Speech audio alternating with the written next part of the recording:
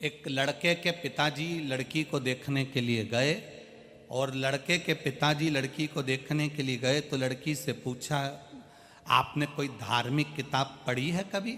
आप धर्म को जानती हो? धार्मिक किताबों का अध्ययन करा है आपने? लड़की ने कहा हाँ करा है। कौन कौन सी किताब का अध्ययन करा है? लड़की ने कहा रामायण और महाभारत का अध्ययन करा है। अच्छा, रामायण आप मैं आपके लिए चाय लेकर आई, मैं आपका आदर कर रही हूं, सम्मान कर रही हूं। लड़की बोली रामायण यहां देख लो, शादी होने के बाद महाभारत में तुम्हारे घर में दिखा दूं।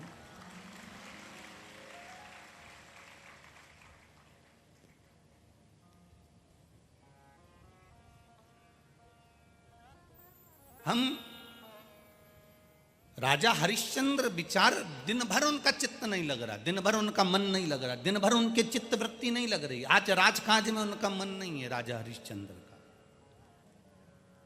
और जब राजकाज में राजा हरिश्चंद्र का मन नहीं, रात्रि हुई, विश्राम करा, पत्नी सोई, बस इसने सोने का नाटक करा राजा हरिश्चंद्र ने। पत्नी रात को उठी, पादुका पहनी, चली।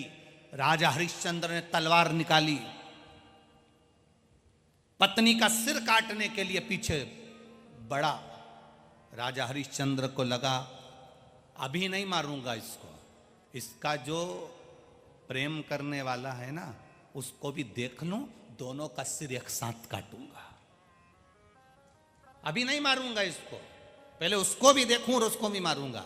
राजा हरिश्चंद्र पीछे पीछे जाने लगे।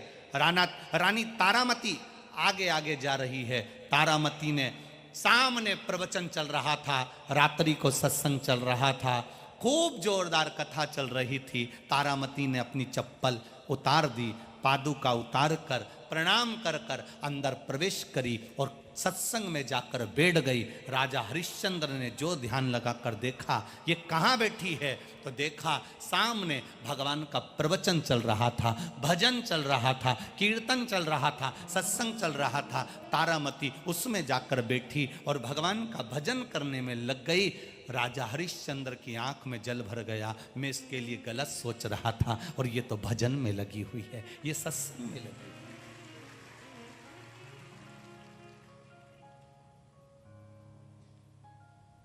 तारामती के पांव की चप्पल जो बाहर रखी थी, अब रानी की कोई पांव की चप्पल साधारण होती है क्या? राजा रानी के पांव की जूतियां, चप्पल साधारण होती है, उसमें भी हीरे जड़े होते हैं। आज राजा ने क्या करा, राजा हरिश्चंद्र ने रानी की एक चप्पल को उठा कर ले गया, पेटी में बंद कर ताला लगाकर, चाबी को कमर में रखकर अपने कक्ष में तकिए के नीचे रखकर आराम से सो गया। रानी तारामती भजन में डूबी हुई थी, सत्संग में डूबी हुई थी, संकीर्तन में डूबी हुई थी।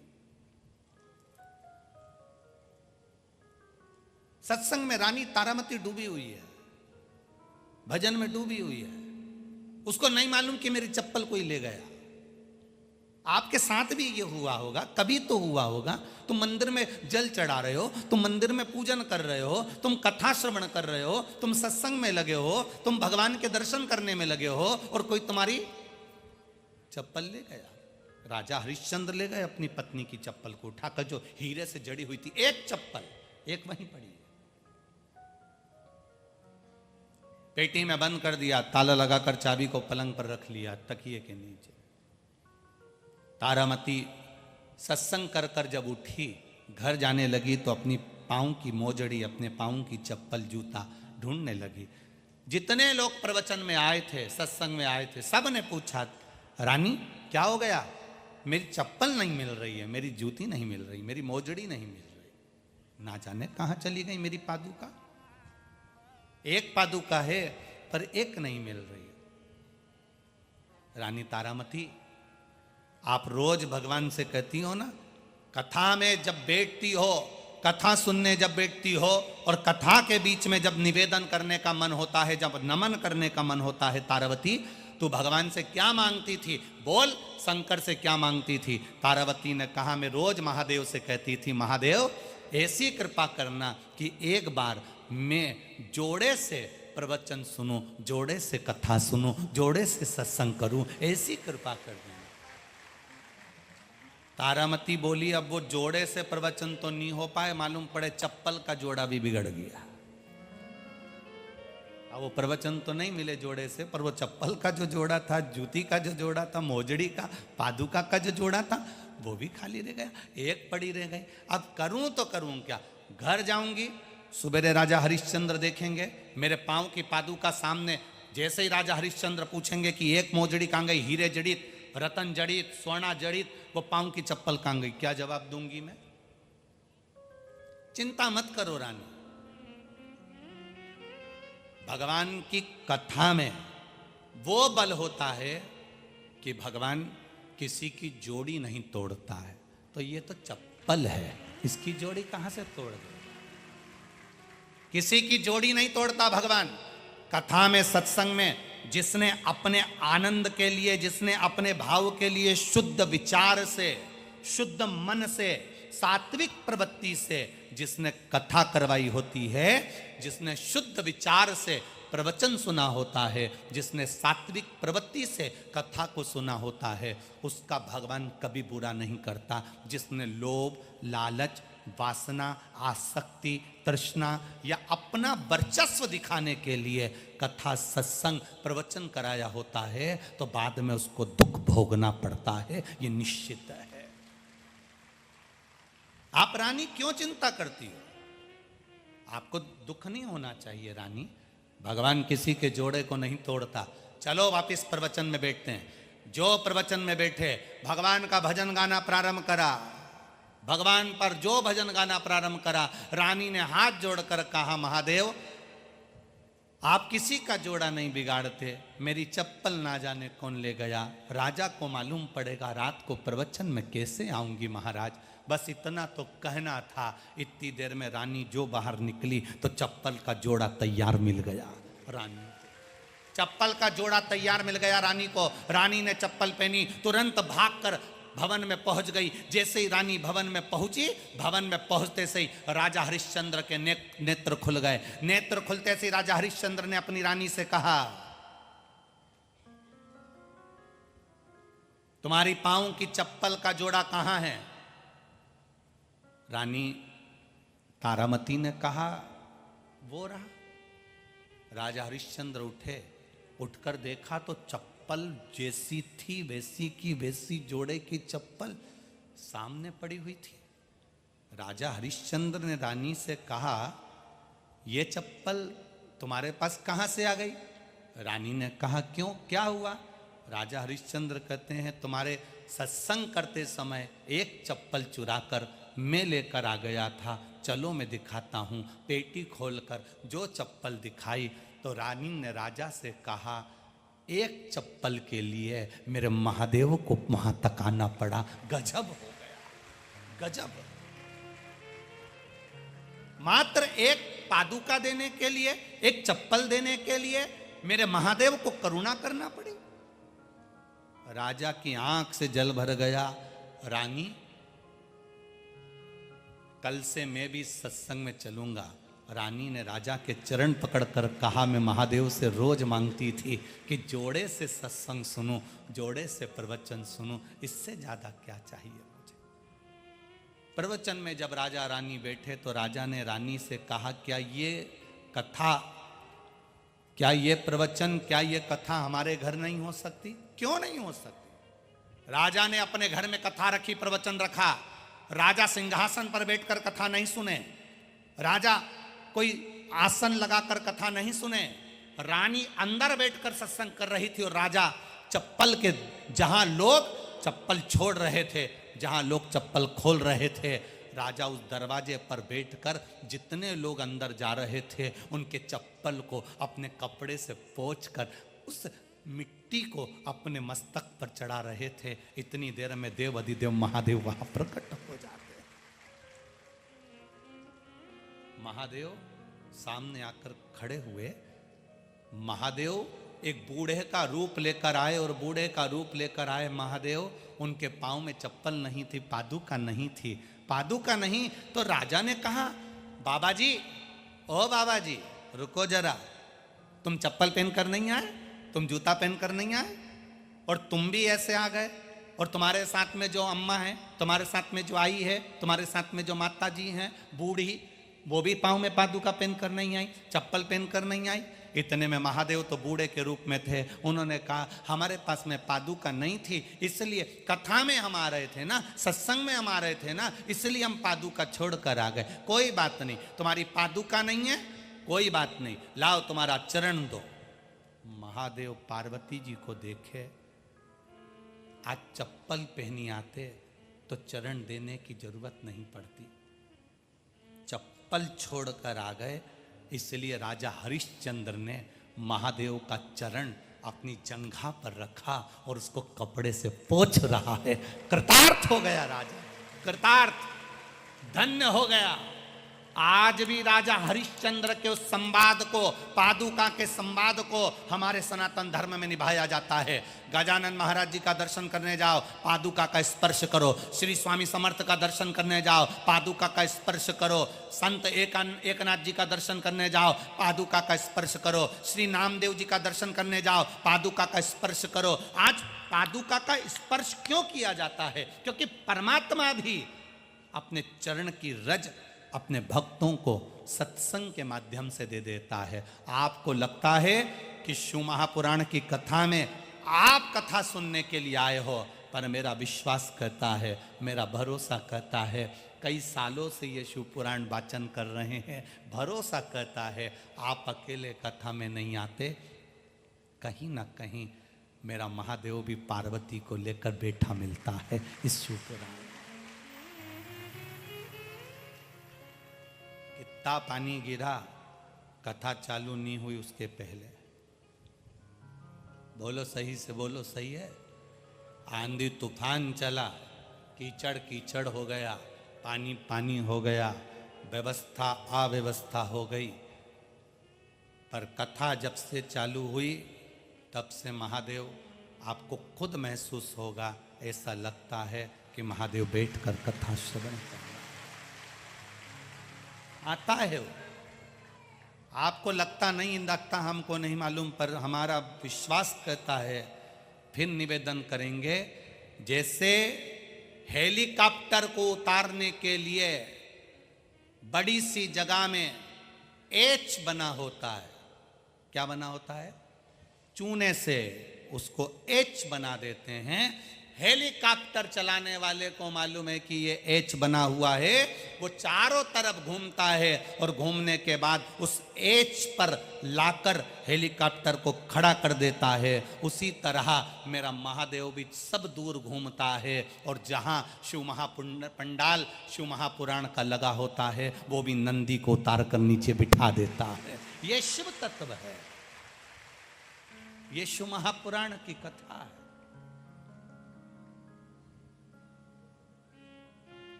कितना दान धर्म अकोला नगर के लोग और आसपास के गांव के लोग कर रहे हैं। कितना रात्रि को कोई फ्रूटी बांट रहा है, कोई पानी, कोई कोल्ड ड्रिंक, कोई बिस्कुट, कोई हलवा। कल रात्रि को कोई रवे का हलवा लेकर आ गए, इतना घी उसमें, देसी घी, और ऐसा हलवा बट रहा, कोई कुछ बांट रहा, कोई कुछ बांट रहा। थोड़ी दूर जाओ तो भंडारा चल रहा, कहीं गौशाला में भंडारा चल रहा, कहीं यहाँ भंडारा चल रहा। लोगों का जहाँ मन पड़ रहा वहाँ दे रहे, खिला रहे, प्रेम से खिला रहे, आनंद से।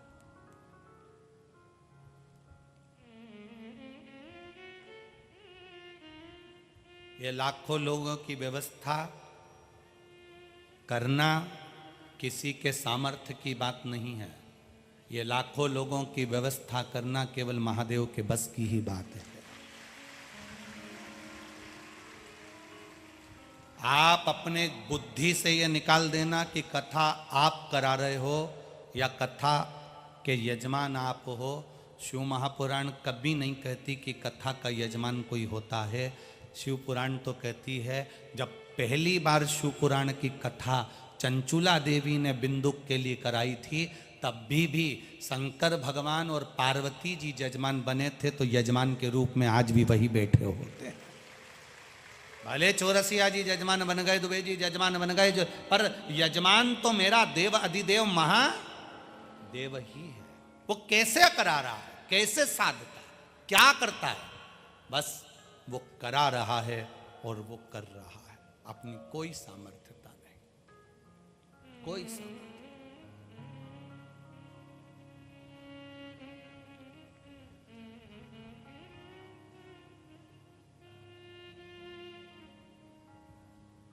इतनी लंबी ड्यूटी तो ये पुलिस वाले भी लगे हैं, इनने भी अच्छे अच्छे मंत्री संतरी की नहीं करी जितनी देव अधिदेव महादेव की सवेरे से लेकर रात तक करी। अच्छा अच्छा मिनिस्टर 2 बजे आएगा, ये 9 बजे संभालने बैठते हैं, परंतु यहाँ तो 8 बजे कथा, तो 4 बजे से इनको उठ के आना पड़ता है। कई कथा सुनने वाले ऐसी माताएं, ऐसे भाई लोग कथा सुनने आते हैं, ऐसे कथा सुनने के लिए बैग ले लेकर आए हैं। सवेरे 8 बजे कथा है, अगर मैं उठकर नहाने गई तो मेरी जगह चली जाएगी, तो कथा होने के बाद नहाऊंगी।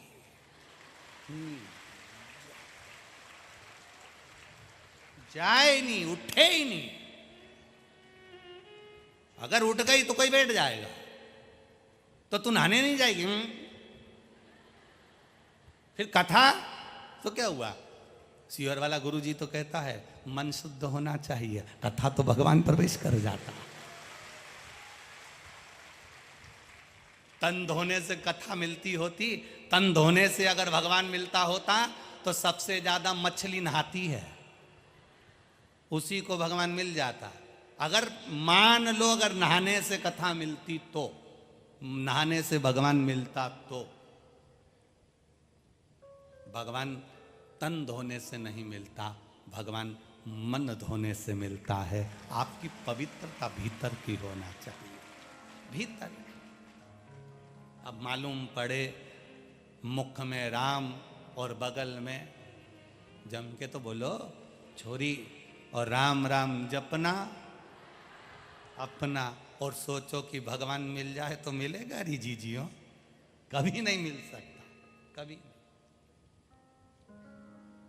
नहीं जाए। आप भी में से ना जाने कितनी ऐसी बैठे होंगे भाई, मेरी माताएं बैठी होंगी, मेरी जीजियां और मेरे जीजाओं ने ऐसे बैठे होंगे, जो कथा होने के बाद फिर उठेगी, फिर नहाएगी, फिर भोजन करेगी, और फिर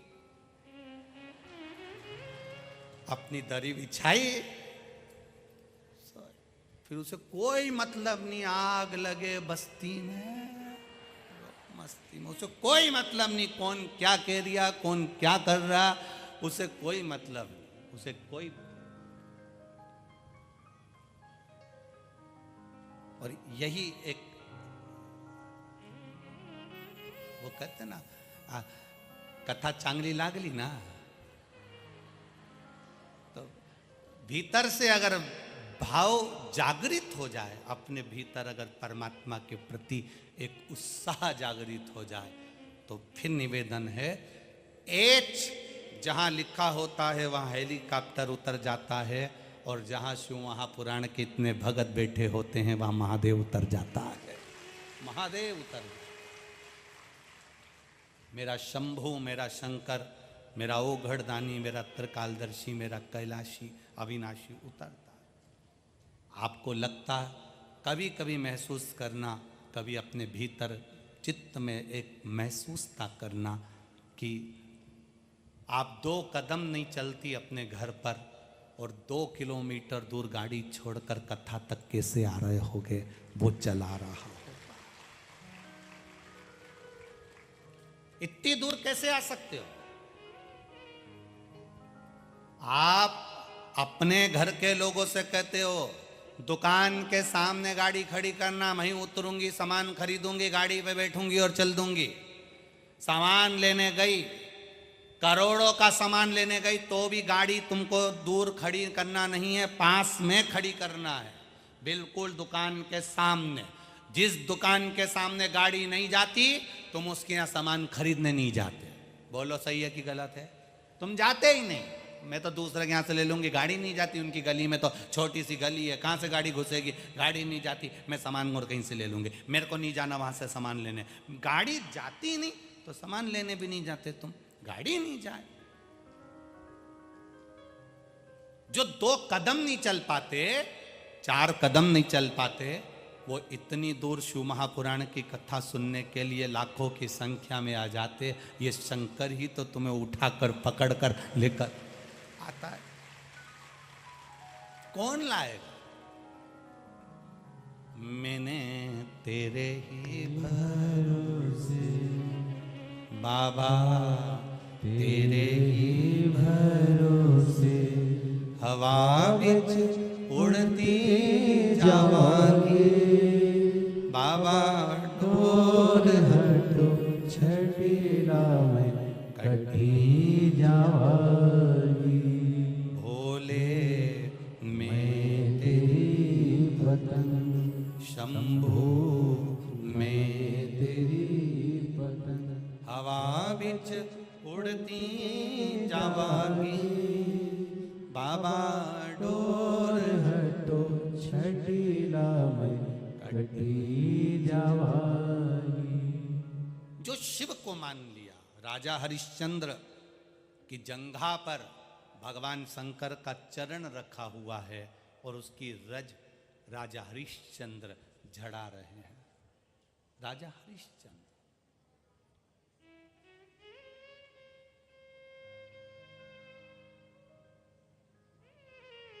आपसे कहते हैं, हम परसों की कथा में कहा था, जिसको याद होगा वो बता देगा। हमने परसों की कथा में भी आपको कहा था कि जब यहाँ से जाया करो तो भूमि को, जिस दरी पर बैठे हो, जिस कालीन पर बैठे हो, जिस फर्श पर बैठे हो, उसकी रज को अपने मस्तक पर लगाकर जाया करो, क्योंकि ना जाने किस वैश्य में नारायण मिल जाए। वो आया होगा, उसका चरण रखा होगा, उसकी रज मस्तक पर चढ़ गई तो हमारा जीवन सार्थक हो जाएगा, सार्थक।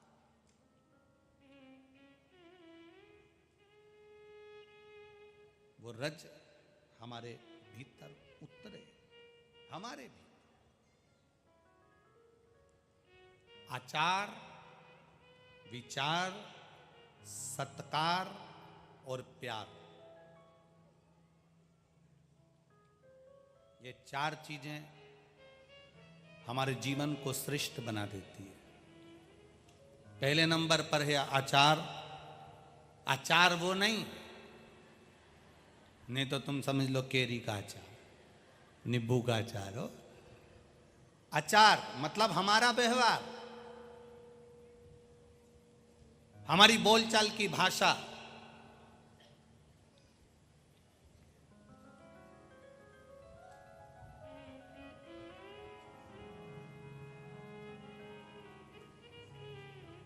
ये कहीं ना कहीं आपका अगर व्यवहार अच्छा है, आपकी बोलचाल की भाषा अच्छी है, आपकी वाणी में नम्रता है, आप झुककर चलना सीखते हो, तो पूरी दुनिया तुम्हारे साथ खड़ी है।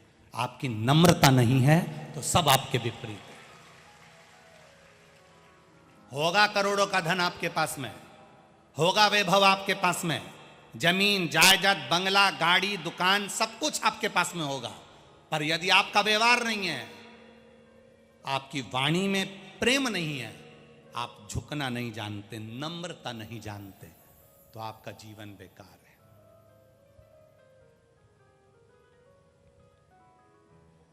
एक गरीब व्यक्ति मरता है, 100 लोग इकट्ठे हो जाते हैं।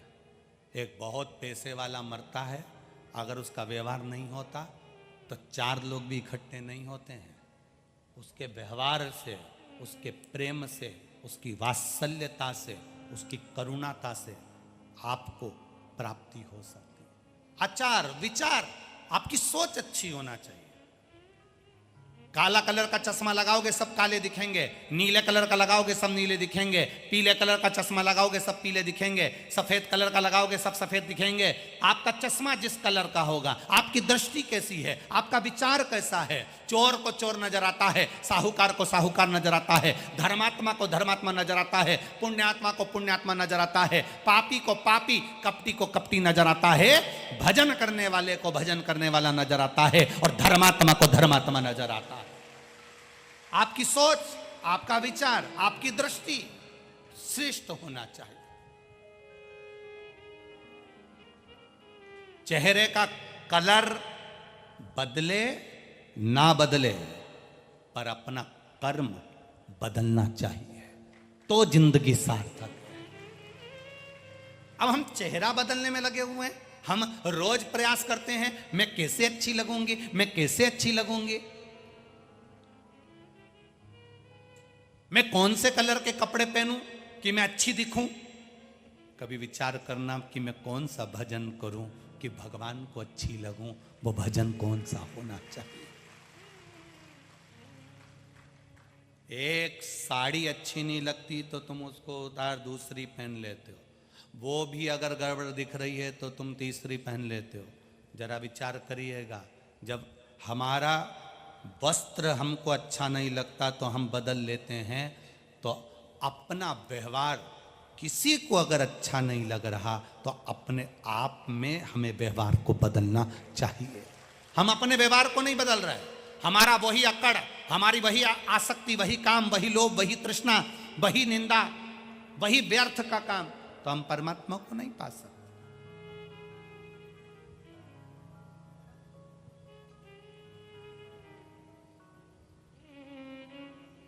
जो वात्सल्यता से परमात्मा को पाने का प्रयास करता है, भगवान वात्सल्यता से देता भी है।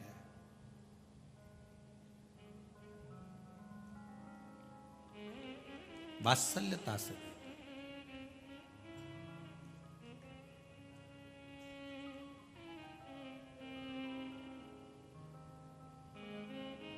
शिव कथा कह रही है, भगवान शंकर का संवाद कर रहा है। आपका व्यवहार, आपका विचार, आपका सत्कार, आप किसी का सत्कार कैसे कर रहे हो। आपके घर में कोई आता है, केवल घर का बुजुर्ग उठकर उसको पानी पिलाता है। घर में 3 बहू, 4 बहू, 2 बहू, सब अपने अपने कमरे में, अकेली बुजुर्ग मां उठी है, अकेला बुजुर्ग उठा है और उठकर पानी पिला रहा है। व्यवहार मालूम पड़ता है, घर का सत्कार मालूम पड़ता है कि आपका सत्कार कैसा है। विदुर जी के यहां भगवान कृष्ण गए तो विदुर जी नहीं थे, उनके घर में विदुरानी थी। नया पलंग विदुरानी ने विदुर जी से कहकर बनवाया था। आजकल तो ये लकड़ी के पलंग बनते हैं, पहले के समय का जो पलंग होता था, आसपास में लकड़ी लगी होती थी, बीच में रस्सी लगी होती थी, निवाड़ पट्टा बंधा होता था। क्या बोलते हैं इधर? खटिया। हाँ ठीक है, ये वही खटिया है ना, खड़ी कर दी जो है? हाँ ठीक है, तो उसको लोग खटिया कहते हैं। वो पलंग विदुर जी से कहकर विदुरानी ने बनवाया। विदुर जी से कहा एक पलंग बनवा दो बड़ा सुंदर, भगवान आएंगे तो मैं उनको बिठाऊंगी। विदुर जी ने नया पलंग बनवाकर, जहां पुराना पलंग था जिसकी रस्सी को उंदरा ने, चूहा ने 4 जगह से कतर दिया था, उस पलंग के पास में नया पलंग रखा है। विदुर जी नहीं है और घर भगवान आ गए। विदुरायन ने जो भगवान को देखा सुध भूल गई, आज हरि आए विदुर घर पावना, सुध भूल गई। और क्या सुध भूली विदुरायन, भगवान से कह रही आइए पधारो, आओ। और भगवान अंदर आए। विदुरायन कह रही मैं तुम्हारे लिए पलंग बिछाती हूं, नया बनवाया। और जो नया पलंग था विदुरायन उसको उठाई भी नहीं। जो पुराना पलंग था जिसकी रस्सी को 4 जगह से ऊंदरा ने, चूहे ने कतर दिया था, विदुरायन ने वो पलंग बिछा दिया और भगवान से बोली बैठिए, आपके लिए नया बनवाया है। भगवान ने जो पलंग की दशा देखी तो भगवान ने सोचा नया ऐसा है तो पुराना कैसा होगा, अगर नया ऐसा है तो फिर पुराना कैसा होगा। बैठिए। अब जो चार लकड़ी नहीं होती है पलंग में, चारों तरफ जो लकड़ी लगी होती है, चारों तरफ जो लकड़ी लगी होती है, उस पलंग की लकड़ी पर भगवान धीरे से कोने पर बैठे, अंदर नहीं बैठे क्योंकि रस्सी टूट रही थी। विदुरायन ने हाथ जोड़कर कहा, प्रभु आपके लिए नया बनवाया और आप ऐसे बैठोगे अंदर खसको। भगवान विदुरायन से बोले, नहीं खसकूंगा, अगर मैं खसक गया तो पूरा ही खसक गया। नहीं, विदुरायन बोली ऐसा नहीं चलेगा, थोड़ा सा अंदर खसको प्लीज। हाथ जोड़कर बार बार निवेदन करा, थोड़ा तो खसकना पड़ेगा। और भगवान अब विदुरायन के भाव को जान गए। अब भाव तो भाव होता है ना, बिना भाव के कोई चीज भाती थोड़ी ना। एक जमाई था, उस जमाई को बैंगन की सब्जी अच्छी नहीं लगती थी। अब उसको बैंगन की सब्जी अच्छी नहीं लगती थी और ससुराल गया, और ससुराल में गया तो ससुराल में पहली बार गया और सास ने बैंगन की सब्जी बनाई और सारी सब्जी, मिठाई, रसगुल्ला सब थाली में रखा। पर जमाई को लगा सामने बैंगन की सब्जी है, मुझे बहुत बुरी लगती है, एक काम करता हूं, सबसे पहले इसी को खाकर फिर दूसरी चीज खाऊंगा, जो अच्छी नहीं लगे पहले उसे निपटा लो। पर हमने इस कथा के बाद में ये विचार कर लिया कि जो अच्छी नहीं लगे उसको बाद में खाओ, जो अच्छी लगे वो पहले खाओ। इसने कहा अच्छी नहीं लगती, पहले ये खा जाता हूं। एक रोटी का टुकड़ा लेके पूरी बैंगन की सब्जी खा गया।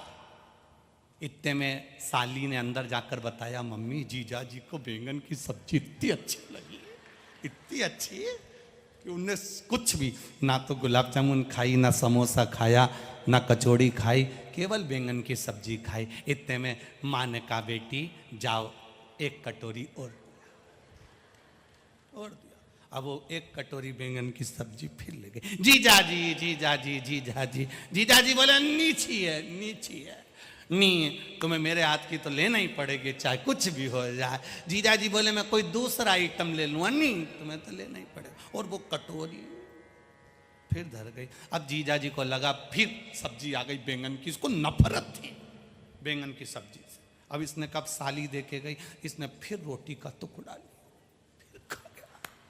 इसने कब गुलाब जामुन बाद में खा लूँगा, पहले ये हटा। इतने में ससुर जी आए, उन्होंने देखा जमाई कितना सीधा साधा, कितना बढ़िया, ना गुलाब जामुन खाए, ना समोसा खाए, बैंगन की सब्जी खाए। ससुर अंदर गए, अपनी पत्नी से कहा, जरा एक कटोरी सब्जी देना, एक कटोरी। ससुर जी, बेटा बहुत लोगों को देखा, सबको अच्छा अच्छा सामान पसंद है, पर पहली बार हमारा इतना जोरदार जमाई मिला, जी को बैंगन की सब्जी थी भाई, खाना पड़ेगी। और वो कटोरी रख गया। अब ससुर के हाथ की नहीं खाए तो पत्नी प्राण खाए। उसने कहा सब बाद में खाऊंगा, पहले बैंगन की सब्जी। उसने ससुर के हाथ की खा गया। इतने में सास पूरी कढ़ाई लेके, ये बैंगन की सब्जी तुम्हें इतनी अच्छी। जमाई उसके बाद कभी नहीं आया। अब विदुरानी कह रही है कि बैठो अंदर खसको। भगवान बोले कि मैं अंदर खसका तो पूरे खसक जाऊंगा। विदुरानी बोली, तुम्हारे लिए नया पलंग बनवाया, भगवान के नया ऐसा है तो पुराना कैसा होगा। फिर भी नहीं माने। जो भाव से अगर जिमाए, भाव से बुलाए, भाव प्रकट करे तो फिर तो मानना पड़े।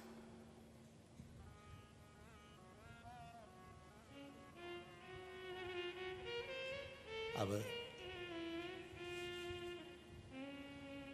होता है कभी कभी ऐसा क्रम। तुम्हारे आकोला के पास में मंगरूल पीर है। अब वो मंगरूल पीर में वह नारायणी बाई, बहुत पहले की बात, 10, 12, 15 साल और पहले की, लगभग 20, 22 साल पहले की बात है। उनने कराई कथा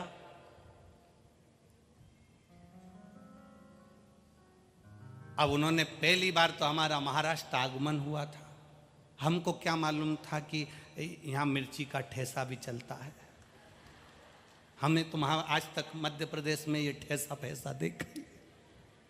बस सब्जी देखी थी तो उन्होंने ऐसा मिर्ची को अच्छा पीस के उसको ऐसा बगार मगार लगा के ऐसे थाली में, जैसे पत्ता गोभी की सब्जी, बैंगन की सब्जी सब धरी थी, अचार उसी में वो रखा था। महाराष्ट्र का विशेष आइटम उसी पे रखा। अब हमारे मन में आया कि कितनी कंजूस हैं, इतनी सी सब्जी धरी। अब हमको क्या मालूम था कि इतनी गजब कर जाएगी। अब हम तो सोचे कि कंजूस है, इतनी सी धरी। अब हमने मन में सोचा कि वारी नारायणी भाई ने तेरे सब्जी इतनी सी धरी। अपन ने भी सोचा सब्जी अच्छी दिख रही, उनमें से थोड़ा सा तेल बहरिया था, मसाला जोरदार दिख रहा है, सब्जी अपना क्या जाए, इतने कम धरी है, नहीं तो खा जा। एक रोटी का टुकड़ा लिया ने, निपटे ही के ना मुंडा में जो धरिया। बस उस दिन के बाद समझ गए कि ये बहुत ठेस पहुंचाता है, और केवल यहां तक ठेस नहीं पहुंचाता, 3-4 दिन तक पहुंचाता। ये साधारण नहीं है हो।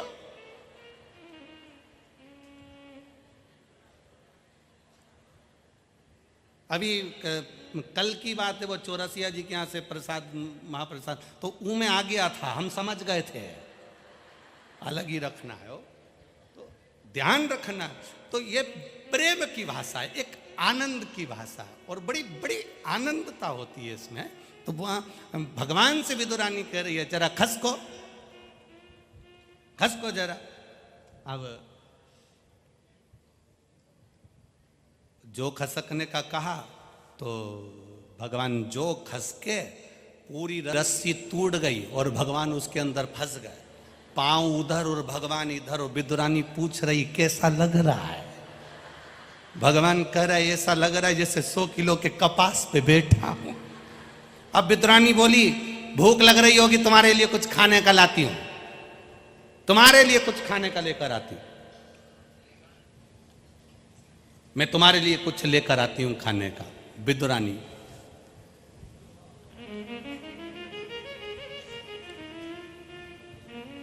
अब भगवान ने मन में सोचा, जब बिठाया ऐसा है तो खिलाएगी कैसा, उससे अंदाजा लग जाए।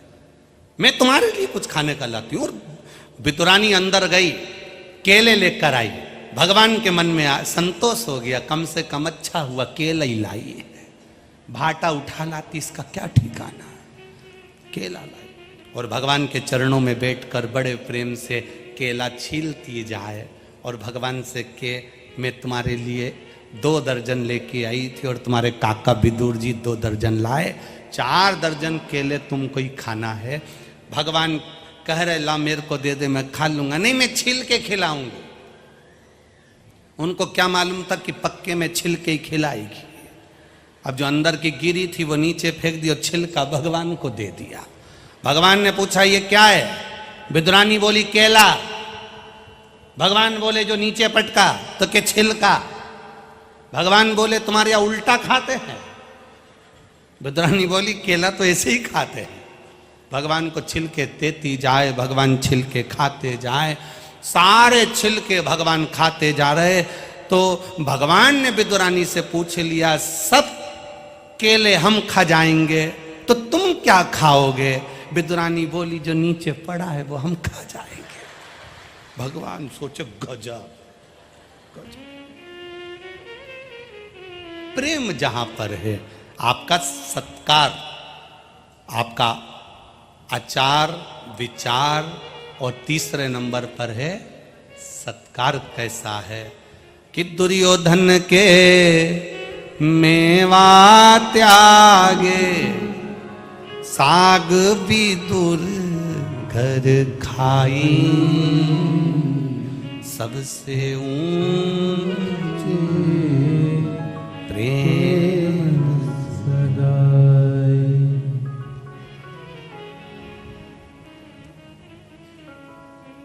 सब सबसे ऊंचा संबंध है प्रेम का, आचार विचार और सत्कार। सत्कार कैसा है आपका? धन से कोई सत्कार नहीं होता, बेभव से कोई सत्कार नहीं होता। एक गरीब व्यक्ति के घर में शादी में जाना और एक पैसे वालों के घर में शादी में जाना, पैसे वालों के शादी में दरवाजे पर खड़े होकर हाथ जोड़ लेंगे, जाइए अंदर खाइए, कोई पूछने नहीं आएगा तुमसे अंदर कि तुमने पानी पतासा खाया कि नहीं खाया, रोटी खाई कि नहीं खाई, सब्जी खाई कि नहीं खाई, जलेबी खाई कि नहीं खाई। अंदर पूरे ग्राउंड में कोई नहीं पूछेगा।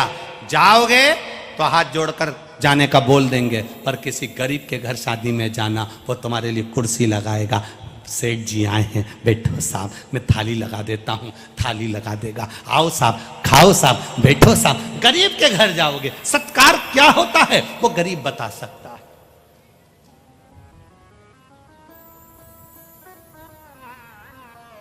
सत्कार क्या है? धन से कभी सत्कार नहीं होता, धन से कभी सत्कार नहीं। आप दिल से सत्कार करिए। और चौथे नंबर का है प्यार, प्रेम। आज के जमाने में भाई भाई में नहीं है, रिश्ते नाते कुटुंब कबीले सब धन के मोहताज हो गए। थोड़ा सा प्रेम बढ़ाने का प्रयास करिए। जितते गए, ना घर ले गए, ना जमीन ले गए, ना 25 लाख की गाड़ी ले गए, जितते गए कुछ भी लेके नहीं गए। तुम और हम भी ऐसे ही जाएंगे, सब यहीं रह जाएगा। अपना किया गया जो सत्कर्म है, आपने किसी को एक बोतल पानी पिलाया है, आपने किसी को एक अन्न का दाना खिलाया है, बस वो हमारे खाते में जाएगा, बाकी का सब छूट जाएगा। बड़ों का आदर करा, बुजुर्गों को नमन करा, प्रणाम करा, माता पिता का आदर करा, कभी ऊंचे आवाज में शब्द नहीं बोले, सम्मानजनक शब्दों का विचार किया गया, तब समझ लो कि आपके साथ आपका पुण्य जा रहा है। गाली देने वाला गाली दे रहा है, अपशब्द करने वाला अपशब्द कर रहा है, ताने देने वाला ताना दे रहा है। जरा सा किसी ने एक संबोधन में लोग कह देते, जरा सा किसी ने कह दिया कुत्ता, बस गाली में जैसे ही बोला कुत्ता, और कुत्ता बोलते से ही और तुमने चिल्लाना चालू कर दिया, चिल्लाना चालू कर दिया, तो उसमें उसकी गलती नहीं है जिसने कुत्ता कहा है, गलती तुम्हारी है कि तुम भौंके क्यों।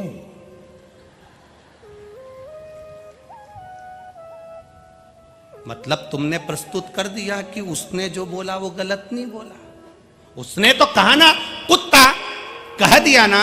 अब ये समझने वाली बात है कि उसने कहा, मुख उसका गंदा है, शब्द उसके गंदे हैं, वाणी उसकी गंदी है, अब शब्द उसके भीतर भरा हुआ है, तुम क्यों भोंके, तुम क्यों प्रस्तुति दे रहे हो, क्यों भोंक रहे हो। जब वो आड़ा टेढ़ा बोले, तुम मौन रहकर भीतर की भीतर श्री शिवाय नमस्तुभ्यम बोलना, तो तुम्हारे अंदर जो भगवान होगा जवाब वो देगा। और उसके बोलने से तुमने भोंकना चालू कर दिया तो समझ लो कि फिर वो गलत नहीं बोल रहा, तुम हो, फिर वो गलत नहीं बोल रहा। तुमने अगर चिल्लाना चालू कर दिया, उसने बोला और तुमने अपशब्द बोलना चालू कर दिया, तुमने तुरंत बोलना चालू कर दिया, तो समझ लो कि फिर तुम वो गलत क्या बोला है, उसको समझो। उसने जैसे ही कुत्ता शब्द बोला, जैसी अपशब्द बोला, जैसी ताना दिया, जैसी गाली दी, जैसी आड़ा टेढ़ा बोला, तुम पलट के जवाब क्यों दो। लोग कहते हैं हमारी सास हमको अपशब्द कहती है, तो पलट के जवाब क्यों दे रही हो, मत दो। श्री शिवाय नमस्तुभ्यम अंदर से जपो। क्यों? जब वो आड़ा टेढ़ा बोलेगी तुम मंत्र का जाप करोगे, तुम्हारे अंदर शंकर जी आकर बैठ जाएंगे। गाली तुम्हें नहीं लगेगी, उसको लगेगी जो तुम्हारे अंदर है, तो जवाब भी वो देगा। तुम क्यों पलट कर जवाब देते हो,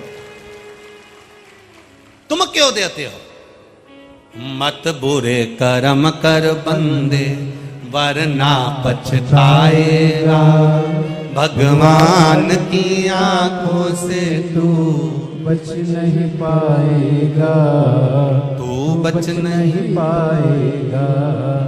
अरे ओ अज्ञानी मत कर नादानी, तेरे कर्म का फल भी तू ही पाएगा। जैसा किया तूने तेरे आगे आएगा। मत बुरे कर्म कर बंदे वरना पछताएगा। भगवान की आंखों से तू बच नहीं पाएगा, तू बच नहीं पाएगा। आप क्यों जवाब दो? उसके कर्म का जवाब वो देगा। प्रेम बढ़ाइए। हम प्रेम को छोड़ दिए।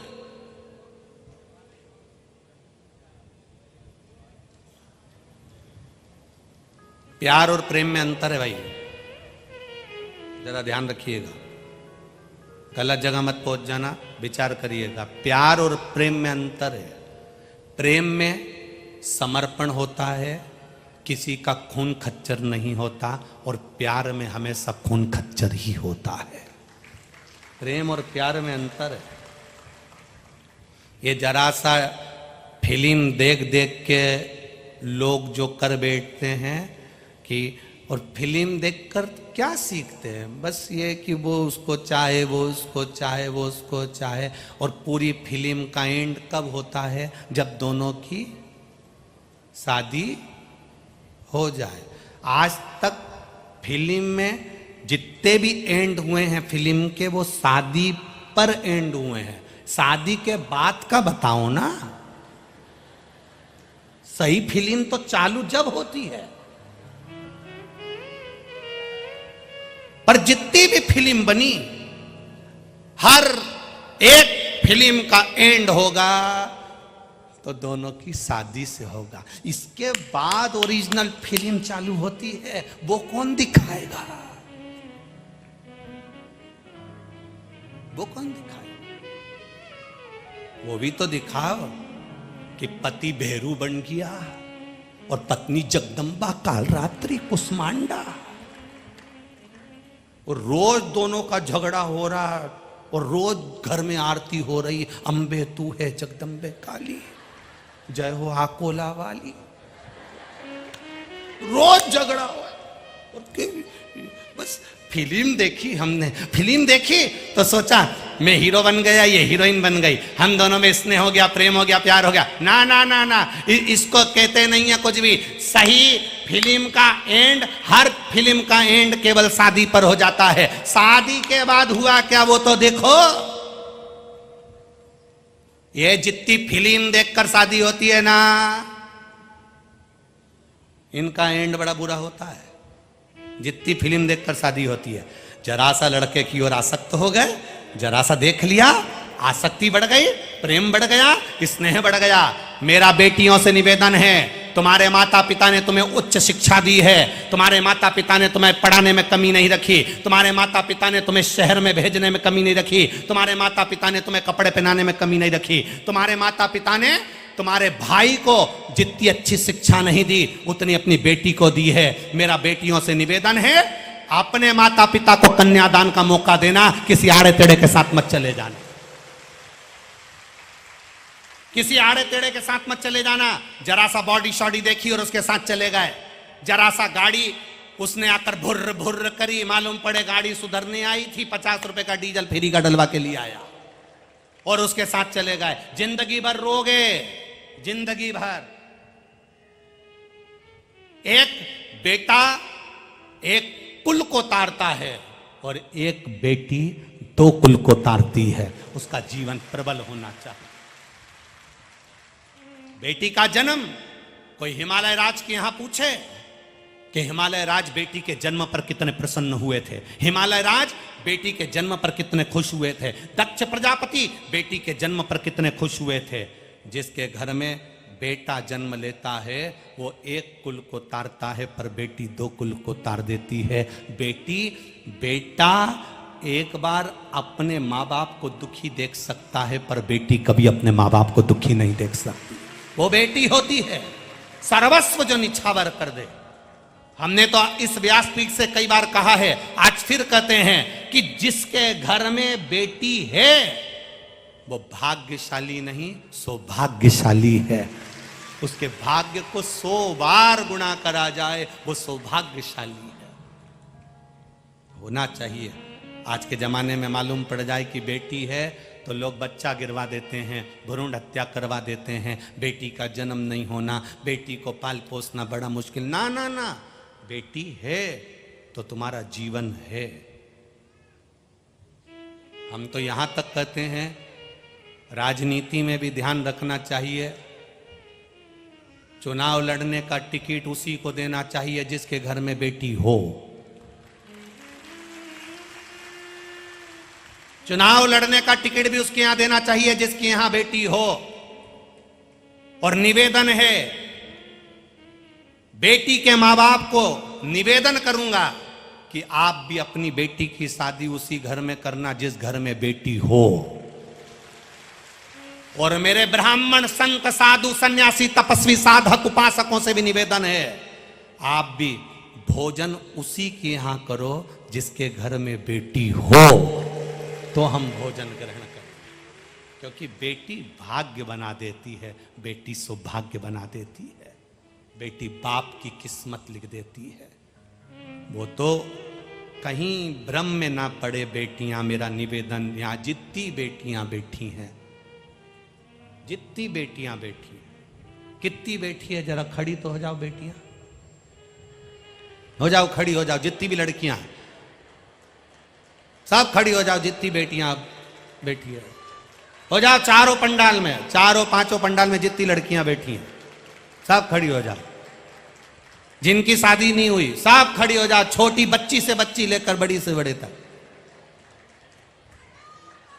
आज शिव महापुराण से संकल्प लेकर जाना आप कि हम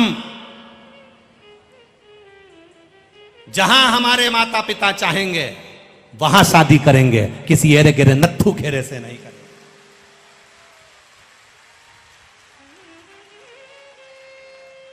किसी आड़े टेढ़े के साथ शादी नहीं करेंगे। हमारे माँ बाप की इज्जत को हम नहीं गिरने देंगे।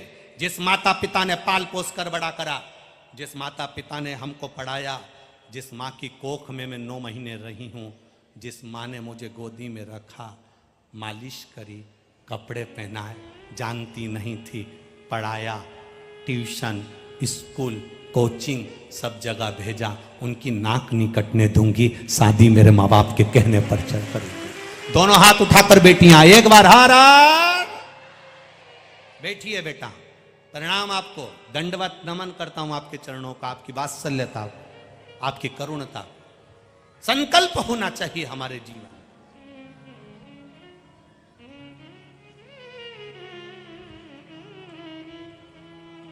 जहां बेटियां भटक जाती है तो दा केरल जैसी फिल्म बनाना पड़ जाती है। बेटियों को भटकने नहीं है, एक अपने जीवन को सार्थक करना है, हम अपने जीवन को धन्य बनाना। आप एक माता पिता का गौरव हो, आप एक माता पिता का जीवन हो। बहुत अरमान रखकर वो पढ़ने भेजता है आपको, आप उसके अरमान को डूबने मत देना, डूबने मत देना। बेटी बेटी बहुत विचित्र बात कहेंगे, आप लोगों को समझ में आएगी उम्मीद है। बेटा मां को प्रिय होता है और बेटी बाप को प्रिय होती है। पिता को प्रिय है बेटियां। लोग कहते हैं बेटी की विदाई में मां ज्यादा रोती है। शिव पुराण कहती है बेटी की विदाई में जितना पिता रोता है उतना कोई नहीं रोता है, कोई नहीं। साथ में बैठकर भोजन करती है, पापा, बाबू, बाबूजी चाय ला दूं? दुकान से पापा आते हैं, पिताजी आते हैं और बेटी उनका चेहरा पढ़कर कह देती है, पापा मम्मी कहीं गई हैं, आई कहीं गई है, मैं तुम्हारे लिए चाय बना दूं पापा? बेटी बाप की दौलत है, साथ में बैठती है, रोटी खाती है। बाप की इतनी हैसियत नहीं होती कि बेटी की शादी में बहुत सारा दहेज दे दे। गाड़ी, बंगला, अलमारी, सोफा सेट देने की पिता की हैसियत नहीं होती। फिर भी पिता कर्जा लेकर आता है और अपनी बेटी की शादी में कमी नहीं रखता। कमी नहीं रखता बाप अपनी बेटी की शादी। बेटी कहती है पापा मत कर्जा करो, कौन चुकाएगा, भाई छोटा है, घर की बड़ी मैं हूं, मेरी शादी कर दोगे तो कर्जा कब तक चुकाओगे। कोई बात नहीं लाडो, कोई बात नहीं। सब भोजन कर कर चले जाते हैं। बेटी की भांवर भी हो जाती है, पापा सामने नहीं आते, कन्यादान कर कर एक और खड़े हो जाते हैं। जब जाती है बेटी तब पिता बेटी के सामने जब आता है, बेटी कहती है पापा इतना कर्जा कर लिया कैसे चूकेगा ना। बाप बेटी को गले लगाकर कहता है तू मेरी दुनिया की सबसे बड़ी पूंजी है लाडो, ये कर्जा तो कोई बात नहीं, बहुत मेहनत कर लूंगा, चुका दूंगा, पर सुनना बेटा तेरे आने से मेरी जीवन की फुलवारी है। तेरा जन्म नहीं हुआ था उससे पहले दुखी था, पर जिस दिन तू मेरी गोदी में आ गई थी ना, उसके बाद मेरी जिंदगी की खुशियां 4 गुना बढ़ गई बेटी। तेरे को देखकर मैं खुश हो जाता हूं।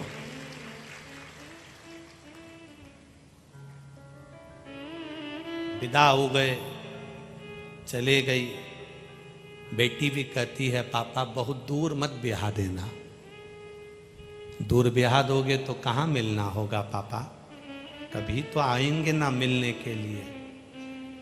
उस बेटी की जो शादी करी और लड़का उसका सम्मान नहीं करता, आदर नहीं करता, गालियां देता है, उसको पूछता नहीं है, केवल एक नौकरानी की तरह उसको उपयोग में लेता है, तो उस बाप से पूछना जिसने उसको पाल पोस कर बड़ा करा, उसकी जिंदगी कैसी रहती होगी।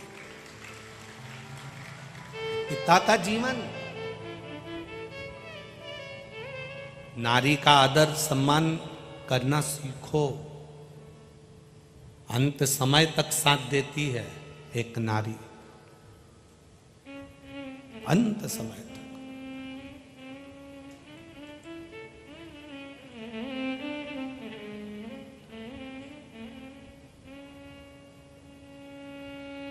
एक नारी का जीवन बड़ा विचित्र जीवन है। जब हिमालय राज के यहां से पार्वती मैया विदा हुई थी, हिमालय राज 7 दिन तक रोटी भोजन नहीं करे थे, 7 दिन तक उन्होंने भोजन नहीं ग्रहण करा था। पूछा था मैनावती ने आप भोजन क्यों नहीं करते, बेटी का चेहरा सामने आ जाता है, चेहरा सामने आ जाता है। उसको साथ में बैठकर हम लोग खाते थे, उसको स्कूल छोड़ने जाता था, कॉलेज छोड़ने जाता था, दुकान की शटर गिरा देता था, कोचिंग छोड़ने चले जाता था, आती थी लेने चला जाता था। कितना विश्वास बेटा पर भले एक बार भरोसा पिता ना करता है, पर अपनी बेटी पर भरोसा पूर्ण करता है। प्रेम और प्यार में अंतर है। प्यार में खून खच्चर होता है, आखिरी में लोग प्यार कर कर शादी जरूर कर लेते हैं, पर इनकी जिंदगी नरक से बदतर होती है। रोते हैं, बिलखते हैं और मरते हैं। प्रेम प्रेम होता है जिसमें खून खच्चर नहीं होता, समर्पण होता है।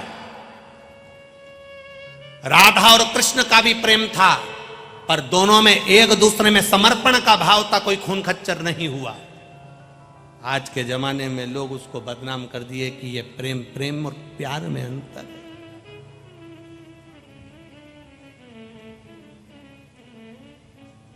इसको समझिएगा।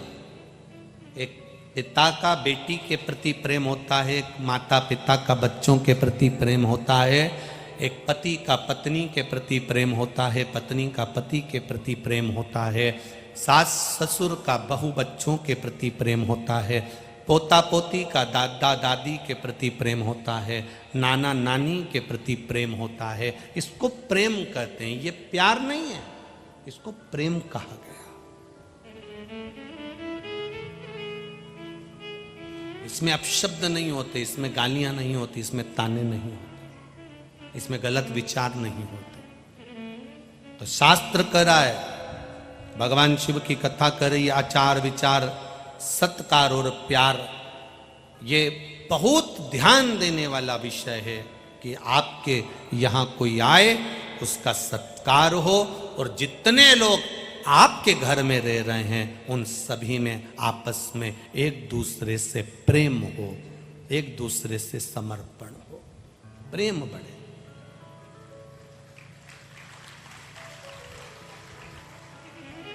आज का जमाना बड़ा विचित्र है। मच्छर जहरीला होता है, उससे बचने के लिए मच्छरदानी लगा सकते हो। मच्छर जहरीला होता है, उससे बचने के लिए मच्छर की क्वाइल लगा सकते हो, ऑल आउट लगा सकते हो। सांप जहरीला होता है तो पहचान जाते हो कि यह जहरीला है। एक हॉस्पिटल में लिखा था, मच्छर काट गया तो हम आपको बचा लेंगे, बिच्छू काट गया तो हम आपको बचा लेंगे, सांप काट गया तो हम आपको बचा लेंगे, पर कोई इंसान तुम्हें काट गया तो नहीं बचा सकता। जरा विचार करना कि क्यों लिखा, मच्छर से ज्यादा जहरीला, सांप से ज्यादा जहरीला, बिच्छू से ज्यादा जहरीला आज का मनुष्य हो गया है, जो एक दूसरे को काटने में दौड़ रहा है, एक दूसरे को मारने में दौड़ रहा है, एक दूसरे को नफरत फैला रहा है। हम कहां जा रहे हैं? हमारी सोच, हमारी वृत्ति, हमारा दृष्टि कहां जा रही है? श्री स्वामी समर्थ शिव महापुराण की कथा कहती है, स्वामी समर्थ जी ने अपने शिष्यों से कहा, चौलप्पा से कहा, सुंदरबाई से कहा कि तुम मेरे करीब में होने के बाद भी तुम मेरे नहीं हो पाए। चौलप्पा, तू मेरी सेवा कर रहा है। सेवा किस लिए कर रहा है? केवल धन कमाने के लिए। मैंने तुझे पादुका दी और तूने उसका व्यापार कर लिया। मैंने तुझे पादुका दी और तूने उसका व्यापार कर लिया। लोगों को बुला रहा है, पादुका का दर्शन करा रहा है और उसमें से पैसे उकाड़ रहा है। ये नहीं, सुंदरबाई तू मेरी सेवा कर रही है और धन कमा रही है। धर्म को धंधा ना बनाया जाए। कथा, सत्संग, प्रवचन, राम कथा, शिव कथा, भागवत कथा, यज्ञ, अनुष्ठान, मंदिर, देवालय, शिवालय, ये कमाने के स्रोत नहीं होना चाहिए, ये समर्पण के स्रोत होना चाहिए। चोलप्पा, मेरी पादुका को लेकर तू उसको व्यापार कर लिया ना। सुंदर भाई, तू मेरे दर्शन को व्यापार बना दी। आओ दर्शन करो, आओ दर्शन करो। स्वामी समर्थ जी कह रहे हैं, सुंदरबाई मुझसे बैठा नहीं जाएगा। सुंदरबाई कहती है, 4 लोग मिलने आए हैं, आप बैठ जाओ। शरीर नहीं बन रहा स्वामी समर्थ जी का, तो भी सुंदरबाई उनसे कहती है बैठ जाओ। ये भगवान के दर्शन को, भगवान की कथा को, भगवान के भजन को व्यापार नहीं बनाना। वो कभी फली फूलता नहीं है महाराज, कभी नहीं फूल सकता, कभी। व्यापार ना किया जाए, धर्म का व्यापार ना हो, धर्म का धंधा ना हो। ये दुख दे जाता है, तकलीफ दे जाता है। आज कितनी खुशी की बात है कि गांव गांव का व्यक्ति, एक एक महिलाएं, एक एक नारी घर से पानी की बोतल ला रही हैं, बिस्कुट ला रही हैं, खाने का सामान ला रही हैं। कोई लाता है बांट कर चले जाता है, कोई आता है बांट कर चले जाता है। कम से कम आपने अपने धर्म को पहचाना तो सही, आपने अपने सत्कर्म को पहचाना तो सही। जाना तो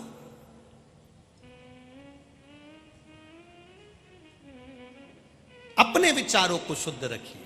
चोलप्पा, गलती करी है तूने, मेरे दर्शन को तूने मान्य करा। धन कमाने के लिए संत नहीं मिलते। संत, साधु, सन्यासी, तपस्वी, साधक, उपासक, शिव महापुराण की कथा, राम कथा, भागवत कथा, गीता, विष्णु पुराण, नर्मदा पुराण, ये जितनी भी पुराणें बनाई गई है, जितने मंदिर देवालय बनाए गए हैं, ये वो केंद्र हैं जहां पर हमारे भीतर का मेल धोया जाता है, जहां हमारे भीतर का पाप धोया जाता है, जहां हमारे भीतर का काम, लोभ, आसक्ति, वासना, तृष्णा धोई जाती है।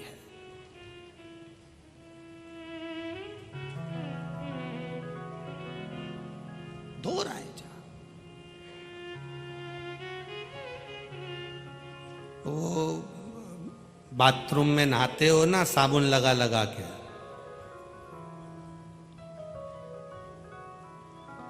साबुन लगाया, मुंह धोया, साबुन लगाया, हाथ धोया। बाथरूम में तन साफ किया जाता है। और शिव महापुराण की कथा भी वो स्थान है जहां पर हमारा मन साफ किया जाता है। अपने मन को साफ करना है, शिव महापुराण की कथा में जाकर बैठ जाओ। 1 बजे से 4 बजे तक कथा टीवी पर आती है, उसके सम्मुख में जाकर बैठ जाओ। जब मौका मिले 15 मिनट 20 मिनट मोबाइल पर सुन लो, मौका मिले 5 मिनट सुन लो। अपनी दुकान पर, अपने फैक्ट्री पर, अपने व्यापार में आप मना नहीं है कि दुकान मत करो, अच्छी दुकान चलाओ, दुकान एक से बढ़कर एक चलाओ, पर दुकान में भी एक टीवी लगा कर रखो। ग्राहक आ रहे हैं, व्यापारी आ रहे हैं, काम चल रहा है और धीमी आवाज में शिव महापुराण की कथा चल रही है। सामने वाला ग्राहक भी कथा सुनेगा और आपके कानों में चलते फिरते भी भगवान की कथा पहुंच गई तो जीवन सार्थक हो गया। कमाओ, कमाओ के साथ में भगवत भजन करते।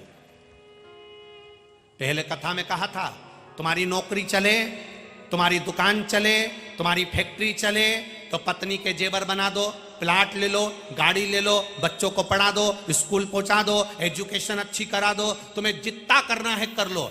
चलती हुई दुकान में पत्नी के जेवर बनाओगे तो टेंशन नहीं रहेगा। चलती हुई नौकरी में पत्नी के जेवर बनाओगे, टेंशन नहीं रहेगा। चलते हुए फैक्ट्री में पत्नी के जेवर बनाओगे, दिक्कत नहीं आएगी। पर जब तुम्हारी नौकरी चली जाए, दुकान चलना कम हो जाए, फैक्ट्री चलना कम हो जाए, तब ना तुम पत्नी के जेवर बना सकते हो, ना प्लाट ले सकते हो, ना गाड़ी ले सकते हो। चलते चलते में तुम प्लाट भी ले लो, गाड़ी भी ले लो, जेवर भी बना लो। उसी तरह बचपन, जवानी, अधेड़ी, बुढ़ापा, जब तक ये शरीर चल रहा है, जब तक ये शरीर काम दे रहा है, तब तक कथा सुन लो और भगवान का भजन कर लो और सेवा कर लो। चलते चलते में कर लो तो ये जीवन की सार्थकता हो जाए। शरीर चले तब तक तीर्थ जाओ, शरीर चले तब तक कथा में जाओ, शरीर चले तब तक भगवत भजन में जाओ। 2 चीजों का स्मरण रखना, शरीर चले तब तक कथा में जाकर बैठो और तुम्हारे घर में चले तब तक दोनों हाथों से दान पुण्य कर लो। जब तुम्हारी नहीं चलेगी तो दान भी नहीं कर पाओगे। जब तुम्हारे घर में नहीं चलेगी, बच्चों की चलना चालू हो जाएगी। आज के जमाने में सब लगे हैं बच्चों को लायक बनाना है। बोलो तो जम के तो बोलो, बनाना है नहीं बनाना? सब लगे हैं बच्चों को पढ़ाओ, लायक बनाओ, लायक बनाओ, लायक बनाओ। मना नहीं, आप अपने बच्चों को अच्छी एजुकेशन दो, अच्छी पढ़ाई कराओ और बच्चों को लायक बनाओ, पर इतना लायक मत बना देना जो अपने माँ बाप को ही नालायक समझने लगे। इतना लायक भी मत बनाना कि माता पिता नालायक दिखने लगे। तुम में अकल नहीं है, तुम्हें बुद्धि नहीं है, तुम नहीं जानते आज की समय क्या है, तुम मुझे पहचानते नहीं हो। बेटा अपने माँ बाप से जब इस तरह से शब्द कहे, समझ लेना तुमने बेटे को लायक नहीं बनाया, नालायक बना दिया है। अच्छी सोच बच्चों में होना चाहिए, पढ़ाई के साथ, डिग्री के साथ में अच्छे संस्कार बच्चों में होना चाहिए। कितना दिल दुखता होगा उनका जो सब दूर जिनकी सांसदता सबसे कहे सुन ले, देवरानी कहे सुन ले, जेठानी कहे सुन ले, सास कहे सुन ले, और आज की औलाद माता पिता की नहीं सुने, उल्टा पलट के जवाब दे दे, उस माँ बाप से पूछो उसका दिल कितना रोता होगा, उसका हृदय कितना रोता होगा। लायक बनाओ बच्चों को, पर इतना लायक मत बना देना कि माता पिता उसको नालायक दिखने लगे, माता पिता में उसको गुण तत्व नजर ना आए, माता पिता बुरे दिखने लगे। ऐसा लायक बनाना किसी काम का नहीं होगा। संस्कारों से जुड़ा हुआ लायक बनाना, जो तुम्हारी सेवा करे, सम्मान करे, अपने माँ बाप के शब्द को ना काटे। पापा ने कह दिया मेरे को वही करना, मेरी माँ ने कह दिया मुझे वह करना, मेरे घर के बड़ों ने कह दिया मुझे वह करना। शब्द आपके भीतर के हो, संबोधन आपके भीतर का।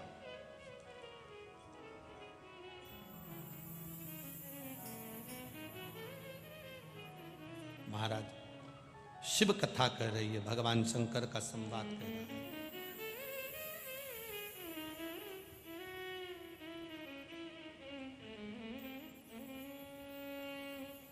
दुनिया की सारी वस्तु उसके पास में दे दो, पर साथ में संस्कार भी दे दो। थोड़ा थोड़ा थोड़ा संस्कार बहुत जरूरी है। कहीं नहीं मिलेगा, माता पिता को देना पड़ेगा अपने पास से। बच्चों को चाबी देना मना नहीं, पर उससे पहले संस्कार देना कि वो चाबी खोलने सीखे।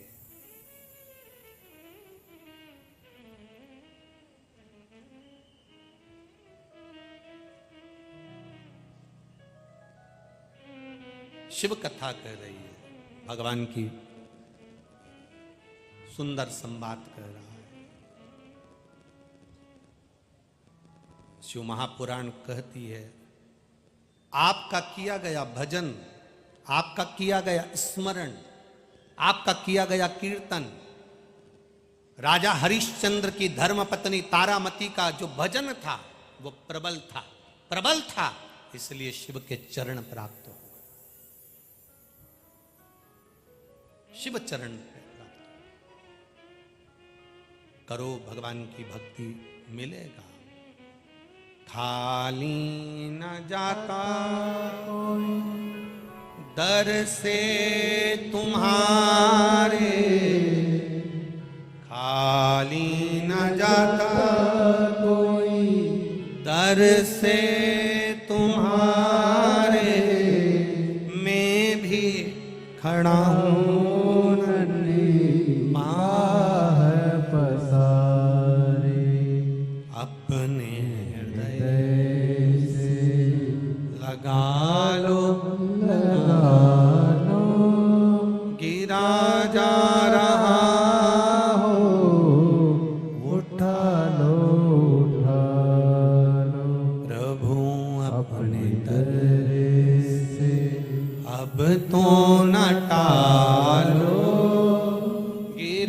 जा रहा हो, उठा लो उठा लो।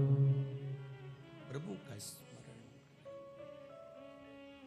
शिव शिव शंकरा, शिव शिव शंकरा, शिव शिव शंकरा, शिव शिव शंकरा, शिव शिव शंकरा, शिव शिव शंकरा, शिव शिव शंकरा, दोनों हाथों से शिव शिव शंकरा, शिव शिव शंकरा, शिव शिव शंकरा, ओ शिव शिव शंकरा, शिव शिव शंकरा,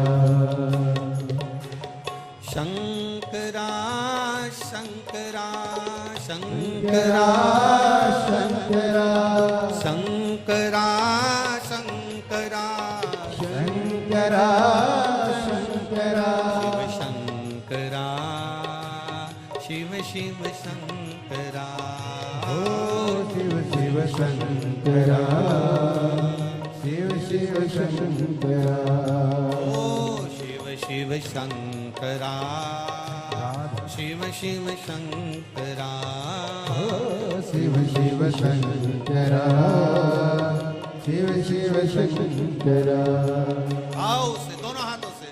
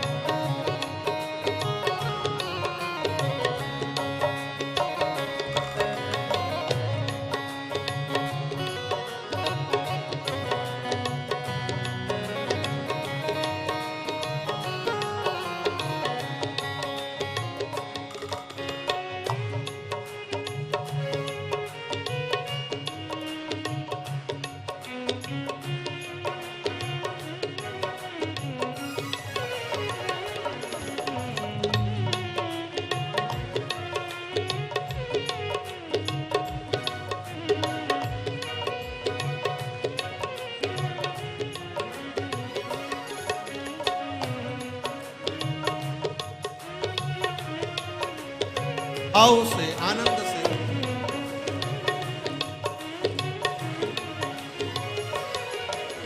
शंकरा शंकरा शंकरा शंकरा शंकरा शंकरा शंकरा शंकरा शंकरा शिव शिव शंकरा ओ शिव शिव शंकरा शिव शिव शंकरा शंकरा शिव शिव शंकरा शिव शिव शंकरा शिव शिव शंकरा केदारेश्वर में तू बसा मेरा प्यारा शंकरा केदारेश्वर तू बसा शंकरा केदारेश्वर तू बसा मेरा प्यारा शंकरा केदारेश्वर तू बसा मेरा प्यारा शंकरा केदारेश्वर तू बसा मेरा प्यारा शंकरा केदारेश्वर तू बसा मेरा प्यारा शंकरा ओ शंकरा शिव शिव शंकरा ओ शंकरा शिव शिव शंकरा शंकरा शिव शिव शंकरा शिव शिव शंकरा शिव शिव शंकरा शंकरा शंकरा शंकरा हो शंकरा शंकरा शंकरा शंकरा हो शंकरा शंकरा शंकरा शंकरा हो शंकरा शंकरा हो शंकरा शंकरा हो शंकरा शिव शंकरा जय हो। हाँ शंकरा शिव शिव शंकरा शिव शिव शंकरा शिव शिव शंकरा हाँ शंकरा शिव शिव शंकरा शिव शिव शंकरा हो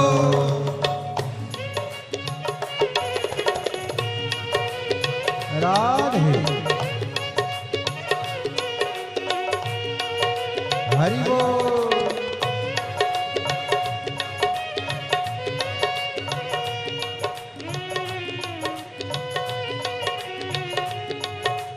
भोले हर हर भोले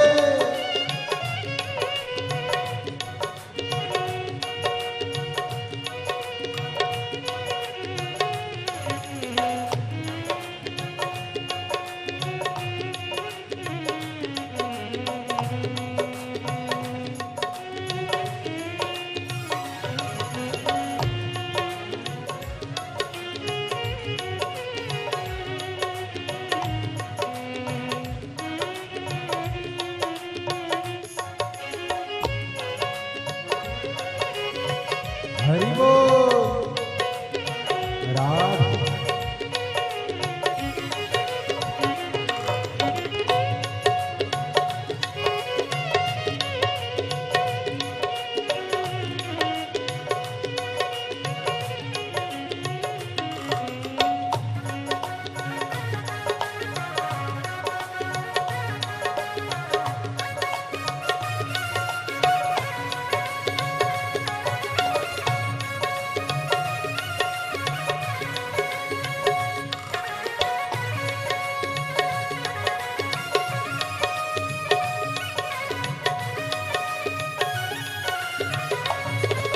शंभू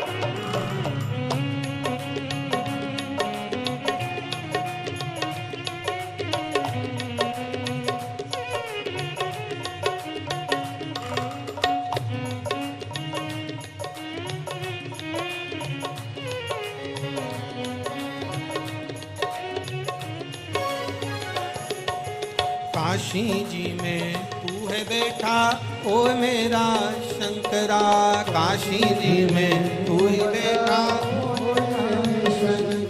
ओ काशी जी में तू ही बैठा ओ मेरा शंकरा, काशी जी में तू ही बैठा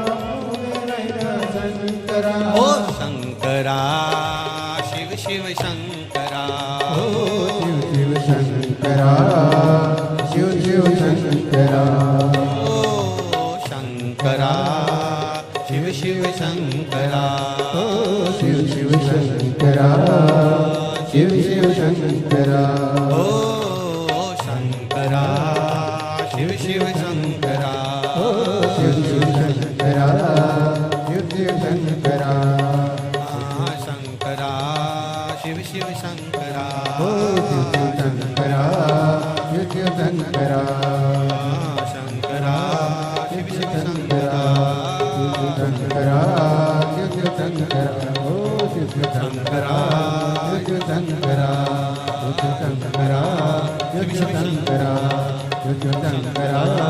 शिव शिव शंकरा, शिव शिव शंकरा, शिव शिव शंकरा, शिव शिव शंकरा, शिव शिव शंकरा, शिव शिव शंकरा, शिव शिव शंकरा, हार हार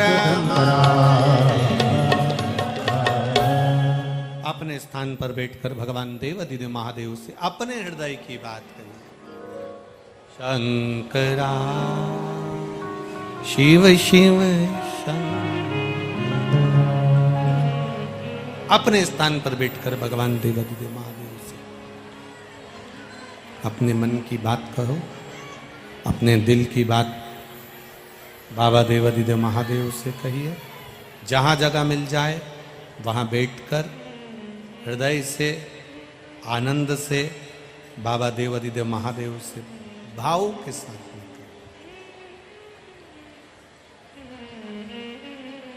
श्री शिवाय नमस्तुभ्यं, श्री शिवाय नमस्तुभ्यं, श्री शिवाय नमस्तुभ्यं, श्री शिवाय नमस्तुभ्यं, श्री शिवाय नमस्तुभ्यं। भोला सब दुख काटो मारा, ओ भोला सब दुख काटो मारा, शिव शंकर जपो तेरी माला, भोले बाबा जपो तेरी माला, भोला सब दुख काटो मारा, ओ भोला सब दुख काटो मारा, वेश है मंगल मंगल